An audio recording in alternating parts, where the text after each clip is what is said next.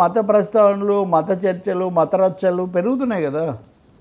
గతంలో లేవు మనకు. ఇప్పుడు అవి పెరుగుతున్నాయి. అందువల్ల కూడా ఈ సందేహాలు వస్తున్నాయి. తొందరగా తేలుస్తారని మనం ఆశించాలి, కోరుకోవాలి. సార్ రాష్ట్రంలో ఉప ఎన్నికలు రాబోన్న సీఎం రేవంత్ రెడ్డి గారు ఎమ్మెల్యేల ఆనందపై అసెంబ్లీ వేదికగా సీఎం తీర్పు ఇవ్వాలని చూస్తున్నారని బీఆర్ఎస్ విమర్శ. సుప్రీం కంటే తానే ఎక్కువ అన్నట్లు రేవంత్ భావిస్తున్నారని విమర్శలు. ఈ అంశాన్ని ఎలా చూడాలి సార్? తెలంగాణ అసెంబ్లీ మధ్య రోజు ఒక విషయం మీద ఒక వివాదంగా నడుపుతున్నారండి. ముఖ్యంగా బీఆర్ఎస్ వాళ్ళు కాంగ్రెస్ ఇంకా దాదాపు రేవంత్ రెడ్డి దెబ్బతినిపోయాడు, ఇంకా మనం నిలదొక్కోవాలి, మనం దూసుకురావాల్సిన సమయం ఆసన్నం ఏదైనా వాళ్ళు భావిస్తున్నట్టున్నారు. భావమర్దులు ఇద్దరు కూడా, కేటీఆర్ హరీష్ రావు కూడా చాలా ఒక ఇష్యూ మీద తగులుకుంటున్నారు. ఇప్పుడు నిన్న 2-3 జరిగాయి. అందులో కేటీఆర్ అయితే కనుక 30% గవర్నమెంట్ అన్నది, దాని మీద భట్టి విక్రమార్క కూడా ఉప ముఖ్యమంత్రి సవాల్ చేస్తున్నాను, మీరు నిరూపిస్తారా, క్షమాపణ చెప్పాలని అడగటం ఇది కూడా జరిగింది. రేవంత్ రెడ్డి ముఖ్యమంత్రి ఆయన అన్నది ఏంటంటే, మనం కూడా మాట్లాడాం నిన్న, మనం మాట్లాడిందంటే ఉప ఎన్నికలు రావు. సుప్రీంకోర్టు తీర్పు ఏం చెప్పింది అసలు? సుప్రీంకోర్టుకు దీనికి ఏం సంబంధం? సుప్రీంకోర్టు విచారిస్తూ ఇప్పటి వరకు రాజ్యాంగ ధర్మాసనాలు చెప్పిన ప్రకారం పార్టీ మార్పిడి విషయంలో వేస్తున్నారా, పార్టీ మార్పిడి విషయంలో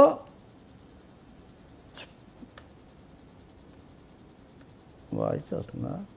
ఓకే, స్పీకర్ వేయండమ్మా. పార్టీ మార్చిన ఎమ్మెల్యేల విషయంలో స్పీకర్ది తుది నిర్ణయం. ఆడియో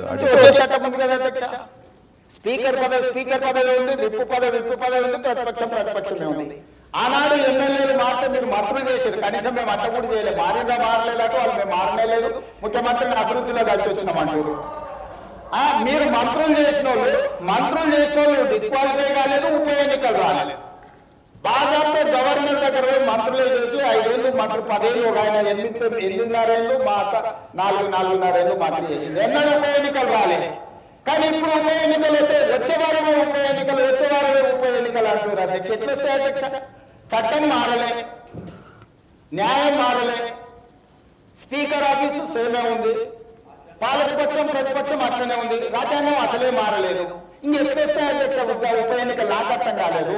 ఏ రాజ్యాంగం ప్రకారం వస్తాయి అధ్యక్ష? డాక్టర్ బాబాసాహెబ్ అంబేద్కర్ గారు రచించిన రాజ్యాంగం ప్రకారము గత అనుభవాల దృష్ట్యా ఎప్పుడు కూడా పార్లమెంట్ ప్రాక్టీసెస్ అండ్ ప్రొసీజర్స్ అని ఉంటాయి అధ్యక్ష. చట్టంలో గ్రే ఏరియా ఉన్నప్పుడు గతంలో ఎలాంటి విధి విధానాలను ఆచరించారు, సాంప్రదాయాలు చాలా కీలకమైన వ్యాఖ్యలు ఆయన చేసిన. ఎందుకంటే 2014లో కేసీఆర్ ప్రభుత్వం వచ్చినప్పుడు 60+ మెజారిటీ, అంతకంటే లేదు. అదే ముగిసేనాడికి చాలా ఎక్కువ, దాదాపు అందరూ వచ్చారు. అదే 2018లో గెలిచాక అసలు ప్రతిపక్షాలే లేకుండా తెలుగుదేశం లేదు, కాంగ్రెస్లో కొద్దిమంది మిగిలారు, శాసన మండలిలో కూడా ఊడ్చేశారు, ఇదంతా చేశారు.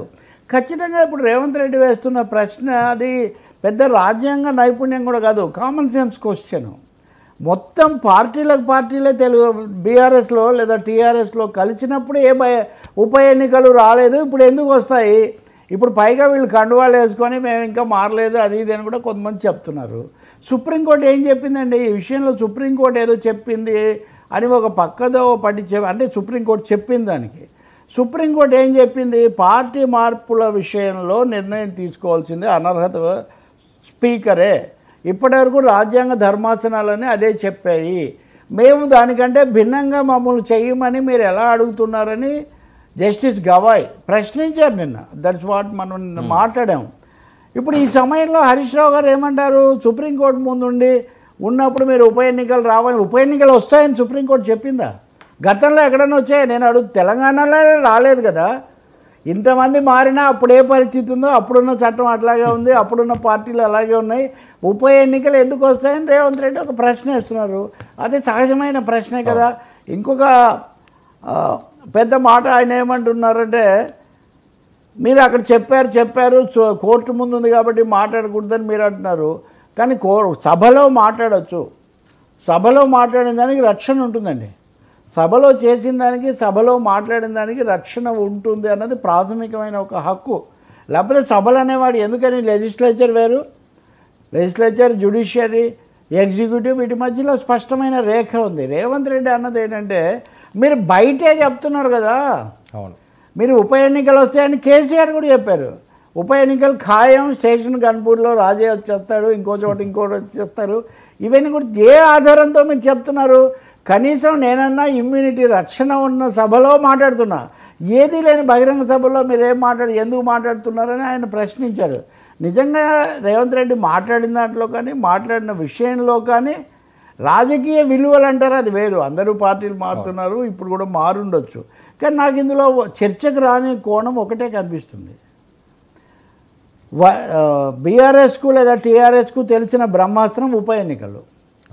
2014కు ముందు అంటే 9-14 మధ్యలో ఆ పార్టీ మనుగడ సాగించింది, నిలదొక్కుంది పూర్తిగా ఉప ఎన్నికలు, రాజీనామాలు చేయడం, ఉప ఎన్నికలు తెచ్చుకోవడం, ఉప ఎన్నికల్లో గెలవడం, దీని ద్వారానే వాళ్ళు మనుగడ సాగించారు. ఇప్పుడు కూడా మళ్ళీ అదే తమకు మార్గం అన్నట్టుగా ఉప ఎన్నికలు వచ్చేస్తాయని చెప్తున్నారు. కానీ నాకు తెలిసి వర్మ, మీరు కూడా చూస్తుంటారు కదా, సభ్యుడు రాజీనామా చేసినందువల్ల వచ్చిన ఉప ఎన్నికలు ఎన్ని చూసాము ఈ దేశంలో మనం. ఎక్కడా జరగలేదు అది. ఒకరు అలా ఏదైనా వాళ్ళే రాజీనామా చేస్తే వేరే విషయం, కానీ అలాగే అనర్హులుగా ప్రకటించిన ఉదాహరణలు కూడా చాలా తక్కువ. వాటిని కూడా న్యాయస్థానాల్లో సవాల్ చేశారు. కాబట్టి ఇది జగమెరిగిన సత్యమే. ఇది ఇందులో పెద్ద అదే అంటున్నాను, మీరున్నప్పుడే ఏమీ రావు. మీరున్నప్పుడు పార్టీలు మారినా కానీ ఎన్నిక రద్దు కాదు, ఉప ఎన్నిక రాదు. మా హయాంలో ఎందుకు వస్తుందంటున్నారు. దీనికి జవాబు బదులు ఇది కోర్టు ధిక్కారం.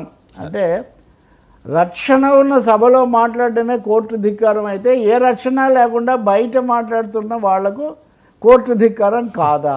ఇదంతా ఇంకా ఒకరి మీద, నేను ఇందాక అన్నట్టుగా హోరాహరి పోరాటం ఎంతవరకు పోయిందంటే, ఇది అక్బరుద్దీన్ ఓవైసీ నిన్న ఆయన ఏవో సమస్యలు చెప్తున్నారు స్కూల్లో ఇవి. సీతక్క మంత్రి కొన్ని అభ్యంతరం పెట్టారు. ఆయన ఏమంటాడు తెలుసా అండి, ఆమెకు హిందీ రాదు, ఇంగ్లీష్ రాదు, నాకు తెలుగు రాదు, అర్థం కావడం. ఇది మనుషుల యొక్క భాష రాదని అవమానించటం.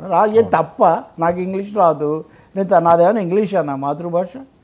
సో సీతక్కకు ఇంగ్లీష్ రాదు, హిందీ రాదు, అంత రాకుండా మంత్రి ఇన్నిసార్లు శాసనసభ్యురాలు అయిందా? ఆమెకు వచ్చిందేదో వచ్చుండొచ్చు, అక్బరుద్దీన్కి వచ్చినంతగా బాగా వచ్చి ఉండకపోవచ్చు. అంటే ఒక అసహనం తాండవిస్తుంది. ఎదుటి వాళ్ళ మీద ఏదో ఒకటి చేసేయటము, చర్చ కాస్త వేడెక్కించటము, దాంతో సమాధానాలు మరింత పదునుగా ఇవ్వాలని వీళ్ళు భావించటము. దాంతో తెలంగాణ శాసనసభ నిజానికి జాగ్రత్తగా గమనిస్తే చాలా వేడిగా జరుగుతుంది.